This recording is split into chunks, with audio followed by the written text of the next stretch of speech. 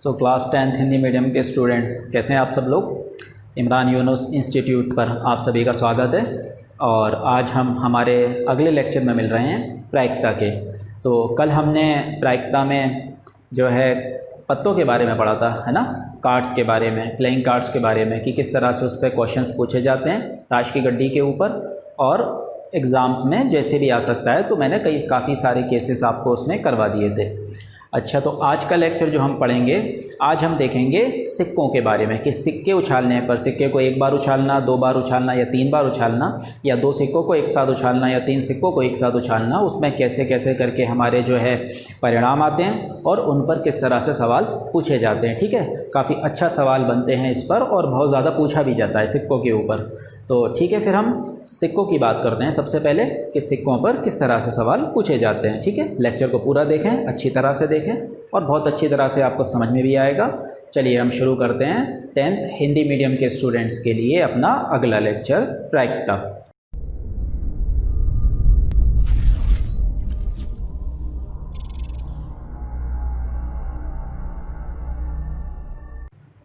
आइए बच्चों, बात करते हैं हमें ना सिक्कों के बारे में। सबने देखा होगा एक सिक्का होता है, ठीक। अगर एक सिक्के को एक बार उछाला जाए तो उस पर क्या क्या आता है। एक सिक्के को एक बार आपने उछाला तो उस पर चित आ सकता है या उस पर पट आ सकता है। तो एक बार उछालने पर हमें क्या मिलते हैं, दो परिणाम मिलते हैं, जो कि संभव कुल परिणाम है। कितने हैं वो? दो, या तो चित होगा या पट होगा। ठीक है,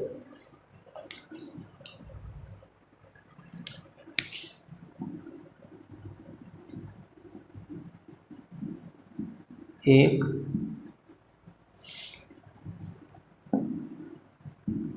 सिक्के को एक बार उछाला जाता है तो कुल संभव परिणाम क्या क्या होते हैं? चित या पट। चित को इससे लिखा जाता है, पट को इससे लिखा जाता है। ठीक है, हेड और टेल इंग्लिश में कहा जाता है। तो ये है आपका चित और ये है आपका पट। तो कुल परिणामों की संख्या, कुल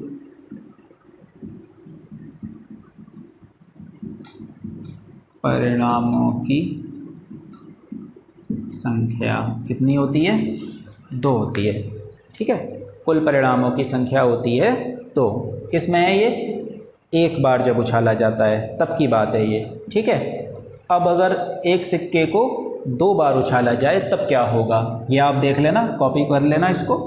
चलिए, एक सिक्के को दो बार उछाला जाता है, दो बार। ठीक है, दो बार उछाला जाता है, या ऐसे भी कहा जा सकता है कि दो सिक्कों को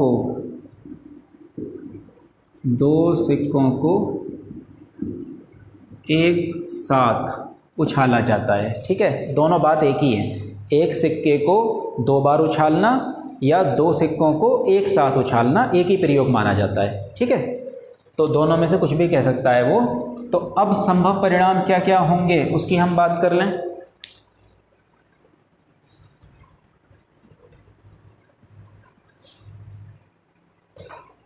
देखिए, संभव परिणाम क्या होंगे। अब दो सिक्के उछल कर आ रहे हैं ना, हो सकता है इस पर हेड आ जाए, इस पर भी हेड आ जाए, चित आ जाए, दोनों पर हो सकता है। इस पर चित आ जाए लेकिन इस पर पट आ जाए। हो सकता है पहले वाले पे पट आ जाए, दूसरे वाले पे चित आ जाए, या ऐसा भी हो सकता है कि दोनों पर क्या आ जाए, पट आ जाए। ठीक है, तो ये क्या है, आपके परिणाम है संभव। क्या क्या हो सकते हैं?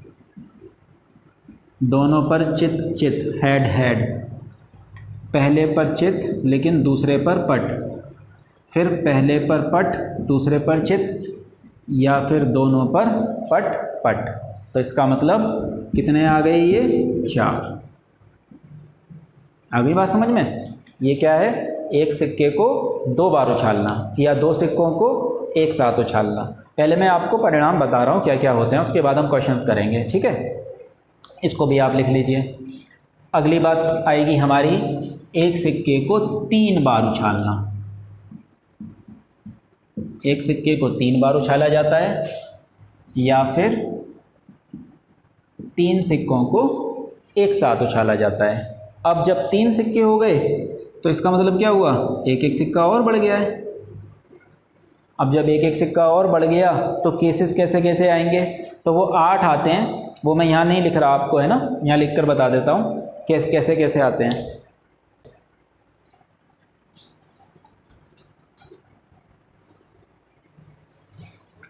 देखिए, हो सकता है कि तीनों पर क्या आ जाए, चित चित चित। जो तीनों आपने सिक्के फेंके हैं उन तीनों पर क्या हो गया, तीनों पर ही क्या आ गया, चित चित चित आ गया। ऐसा भी हो सकता है कि पहले वाले पर पट आ जाए, बाकी दोनों पर क्या आ जाए, चित। फिर पहले पर ना आकर पट दूसरे पर आ जाए,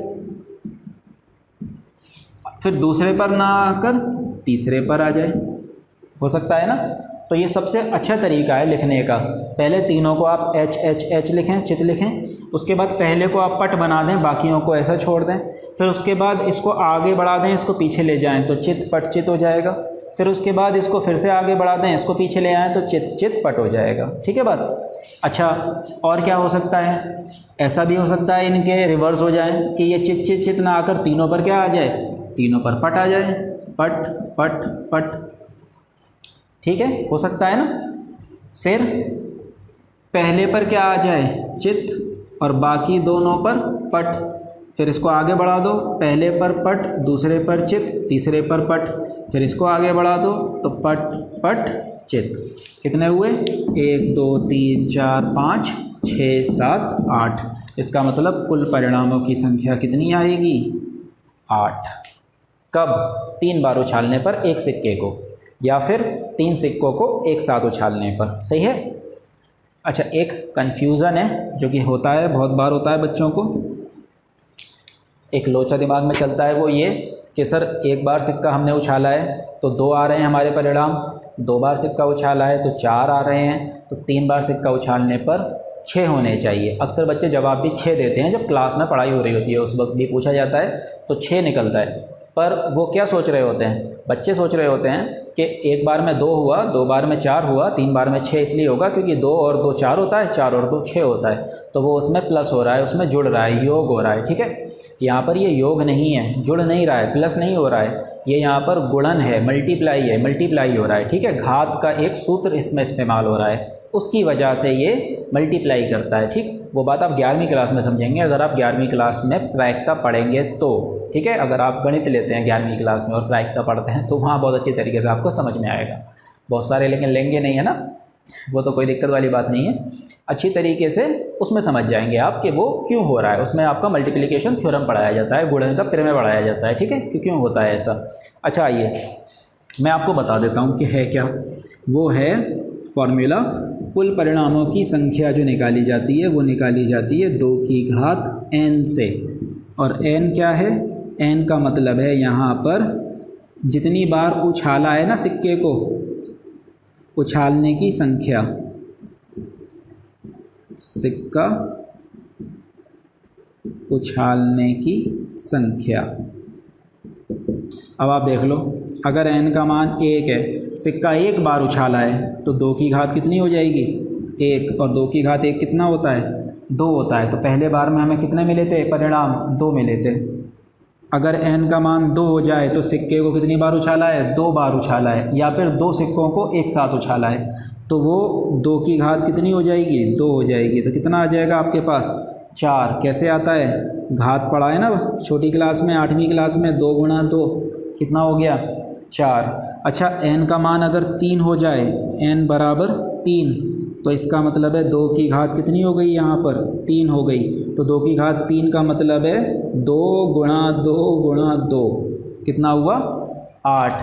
ठीक है, 2 तिया 6 मत कर देना, है ना। कुछ बच्चे कर देते हैं कि जल्दबाजी में होते हैं, 2 की घात 3, 2 तिया 6, 2 तिया नहीं हो रहा है यहाँ पर। ठीक है, घात का मतलब होता है उसी संख्या को मल्टीप्लाई गुणा करना उतनी ही बार जितनी उसकी घात लगी हुई है। इसका मतलब 3 घात है तो 3 बार आपको मल्टीप्लाई किसको करना है, 2 को करना है। ठीक है, जानते होंगे अक्सर, मैं तो बता रहा हूँ। ठीक है, किसी को कोई परेशानी हो तो कोई दिक्कत वाली बात नहीं है।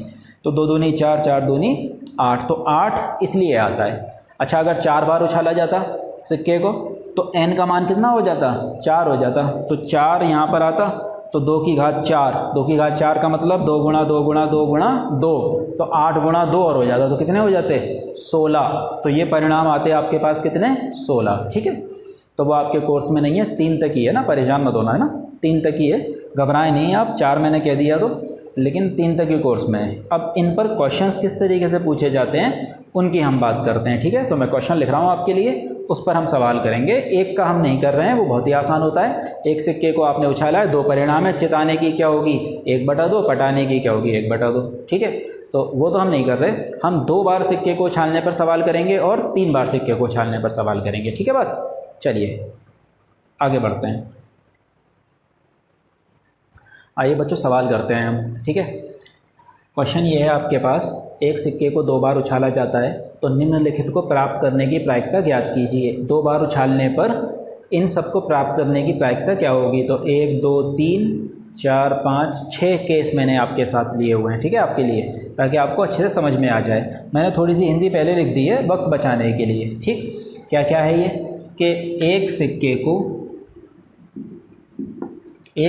को 2 बार उछालने पर जो संभव परिणाम आते हैं वो हमने लिख दिया फटाफट, है ना, 10 सेकंड में कि हम ये लिख देंगे, एक सिक्के को 2 बार उछालने पर संभव परिणाम ये होते हैं, ये तो बताना ज़रूरी है वहाँ पर। अच्छा, इसके बाद क्या होगा, इनकी संख्या कितनी हो गई, तो वो संख्या बता देंगे हम, संभव परिणामों की संख्या कितनी हो गई 4। ठीक है, ये तो फिक्स रहेगी, कहाँ रहती है ये आपके हर में। ठीक है, 4। अब आएगी बात पहले की, क्या मांगा है उसने, एक चित। हमने मान लिया ई एक घटना दर्शाती है किसको, एक चित का आना। अब एक चित आने के लिए क्या होगा, जहाँ जहाँ पर एक चित है वो आएगा ना, एक चित, क्योंकि यहाँ तो 2 चित है और यहाँ तो चित है ही नहीं, इसका मतलब ये दोनों क्या हो जाएंगे, अनुकूल परिणाम। तो हम ये कह देंगे ई के अनुकूल, तो ई के अनुकूल परिणाम क्या क्या हैं, HT एवं TH। ठीक है, HT एवं TH हैं। तो ये जो अनुकूल परिणाम है इनकी संख्या कितनी हो गई, अतः ई के अनुकूल परिणामों की संख्या कितनी हो गई, 1 और 1 2। तो आंसर कितना आ जाएगा, फॉर्मूला लगाने के बाद कि ई के अनुकूल परिणामों की संख्या 2 बटा संभव कुल परिणामों की संख्या 4। तो आंसर आ गया आपका 1/2। ठीक है, ये बेटा लिखा इसलिए रहा हूँ आप लोगों को कि बच्चे बहुत परेशान होते हैं कि सर लिखा कैसे जाता है। आंसर सबको पता होता है कि 1/2 आएगा।